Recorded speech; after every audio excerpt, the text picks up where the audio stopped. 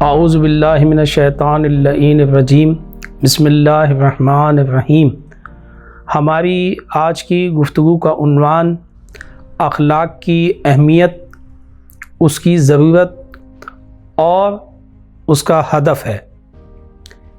علم اخلاق کی اہمیت کا اندازہ اس بات سے ہو سکتا ہے کہ علم اخلاق یہ چاہتا ہے کہ انسان کو اس کے مقصد مطلوب تک پہنچایا جائے۔ انسان کا مقصود اور مطلوب کیا ہے؟ وہ ہے کمال پہ پہنچنا، اور یہی اس کی خلقت کا مقصد ہے۔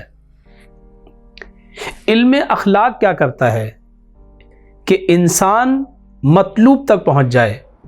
ایسا علم اخلاق وہ کون سا کارنامہ انجام دیتا ہے کہ انسان اس کارنامے کی وجہ سے اور اس مدد کی وجہ سے کہ جو علم اخلاق انسان کی کرتا ہے، انسان اپنے مقصود تک اور اپنے مطلوب تک پہنچ جاتا ہے۔ اور وہ کیا ہے؟ وہ ہے کمال، وہ ہے خدا کی ذات، وہ ہے قرب الہی۔ انسان وہاں تک پہنچ جاتا ہے۔ کیا کرتا ہے؟ علم اخلاق انسان کو یہ بتاتا ہے کہ وہ کون سی راہ ہے کہ جس کے ذریعے سے انسان خدا تک پہنچتا ہے۔ انسان کو پہلے مرحلے میں اس کا مطلوب بتاتا ہے، اس کا ہدف سمجھاتا ہے، یہ بتاتا ہے کہ اے انسان، تیری خلقت کا مقصد کیا ہے، تو کیوں پیدا ہوا ہے۔ پہلے مقصد کی طرف رہنمائی کرتا ہے، پھر اس مقصد کی طرف جو راہ جاتی ہے اس کی نشاندہی کرتا ہے۔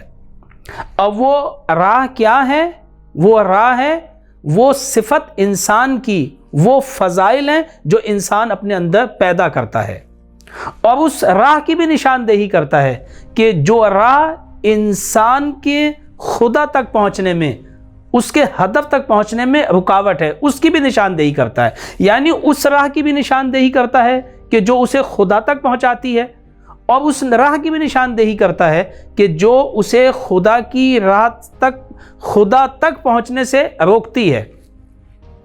دونوں راہ کی نشاندہی کرتا ہے، اور صرف نشاندہی نہیں کرتا بلکہ بتاتا ہے، سمجھاتا ہے کہ اس کے کیا فائدے ہیں اور اس کے کیا کیا نقصانات ہیں۔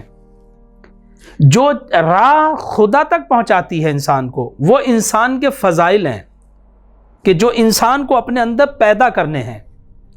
علم اخلاق ہمیں یہ بتاتا ہے کہ یہ اخلاق انسان کے اندر، یہ فضائل انسان کے اندر کس طرح سے پیدا ہوں گے، یہ اخلاق انسان کے اندر کس طرح سے پیدا ہوگا۔ ان رذائل سے جو انسان کی راہ میں رکاوٹ ہیں، جو اسے خدا تک پہنچنے نہیں دیتے، انہیں کس طرح سے اپنی راہ سے ہٹایا جائے گا، ان چیزوں کو بھی انسان کے لیے پیش کرتا ہے۔ یعنی راہ کو بھی پیش کرتا ہے اور اس کی مکمل جزیات انسان کے لیے بیان کرتا ہے۔ اس کے بعد انسان کا ہدف کیا ہے؟ خدا، کمال پہ پہنچنا۔ راہ کیا ہے؟ فضائل، وہ اخلاق، یہ راہ ہے، اس کی مکمل شناسائی کرتا ہے۔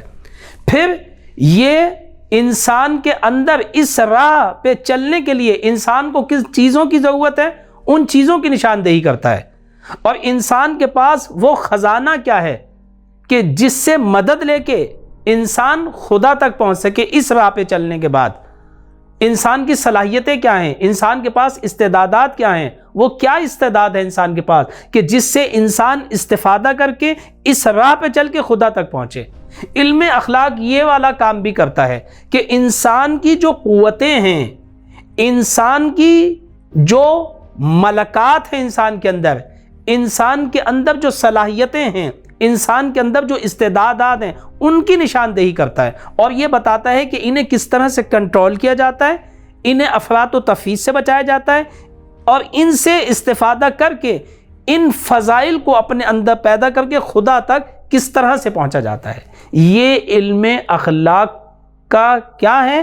علم اخلاق کا ایک اہم اور بنیادی کام ہے۔ اور اس سے بنیادی کام کیا ہو سکتا ہے کہ انسان کو اخلاق کی منزلوں سے نکال کے انسان کو خدا تک پہنچا دیتا ہے۔ اور یہ وہی ہدف ہے کہ جس کے لیے معصوم فرماتے ہیں، پیغمبر کا ارشاد ہے، بُعِثْتُ لِأُتَمِّمَ مَكَارِمَ الْأَخْلَاقِ، مجھے اس لیے مبعوث کیا گیا تاکہ میں اخلاق کو کمال پہ پہنچا سکوں۔ جب انسان کے اخلاق کمال پہ ہوں گے تو پھر انسان خدا تک پہنچ جائے گا اور اپنے مطلوب تک پہنچ جائے گا، اور یہی انسان کا ہدف ہے۔ یہاں تک آنے کے بعد ہماری مقدماتی گفتگو ختم ہو گئی، اور انشاءاللہ ہم اخلاق کی، علم اخلاق کی اصلی ابحاث میں انشاءاللہ آئندہ سے داخل ہوں گے۔ وآخر دعوانا ان الحمدللہ رب العالمین۔